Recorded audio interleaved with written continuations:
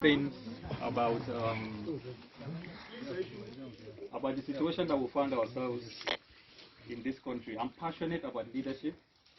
I'm passionate about this nation, and I'm passionate about the future that we should have, or that we are supposed to have.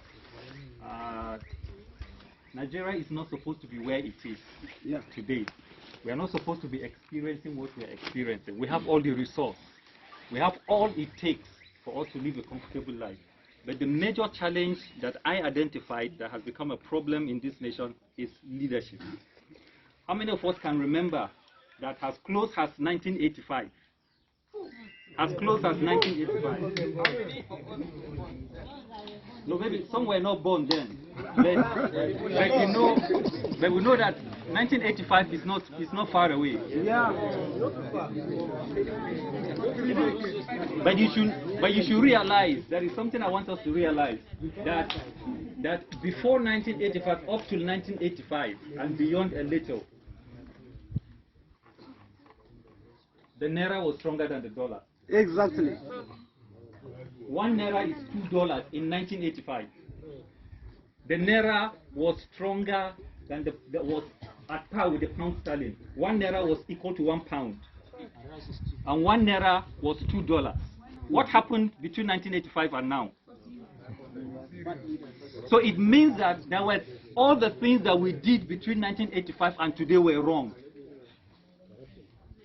What led us into this? Because there is no proactive plan and design to have a nation and a people that will be comfortable and will have a comfortable life and enjoy the resources that God has blessed us with.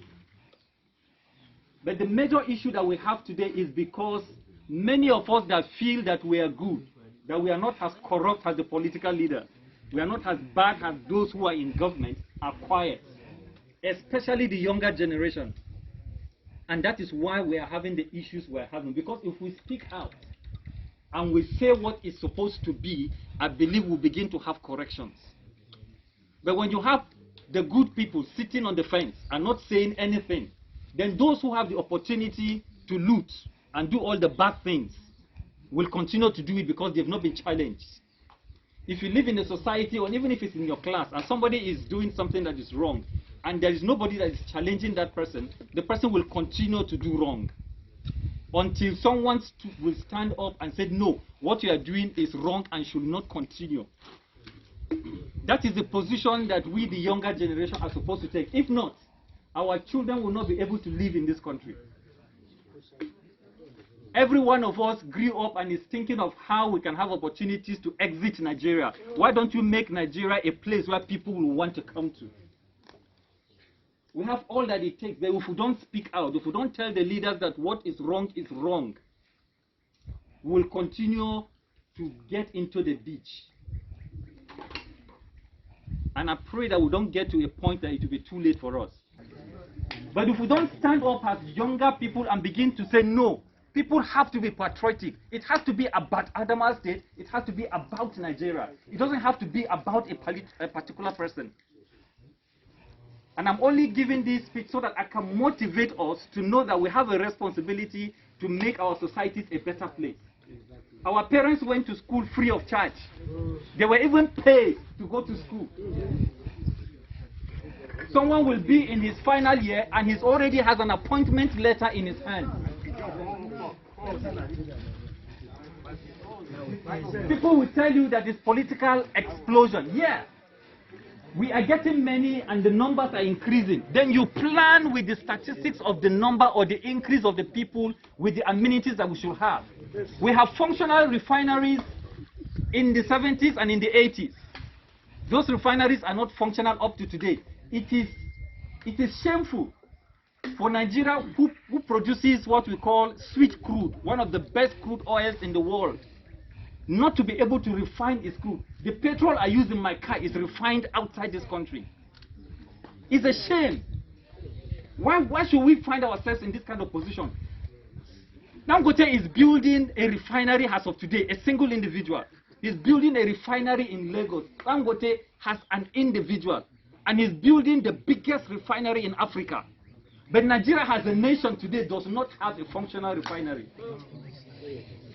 What kind of country are we building for ourselves and for our children?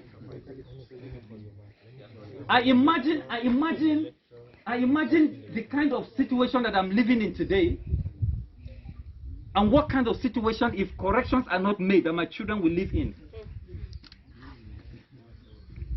But if we don't think in that line, if we don't look at how things can be done correctly, then we're getting ourselves into trouble.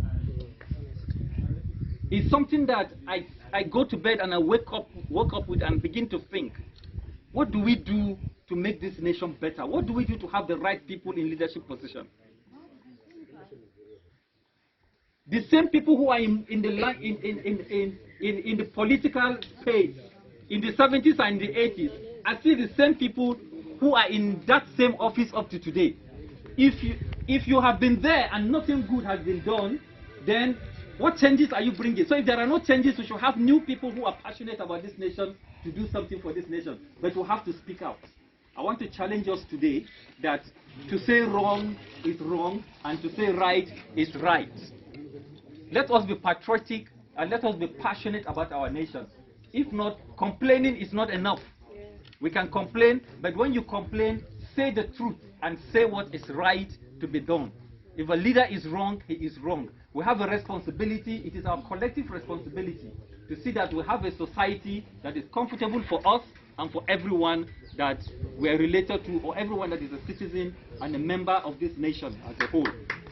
So please, anywhere I meet young people like myself, I talk to them and I begin to tell them to take responsibility. So I challenge us today to take responsibility. Yeah, but I find myself in that Let's take responsibility.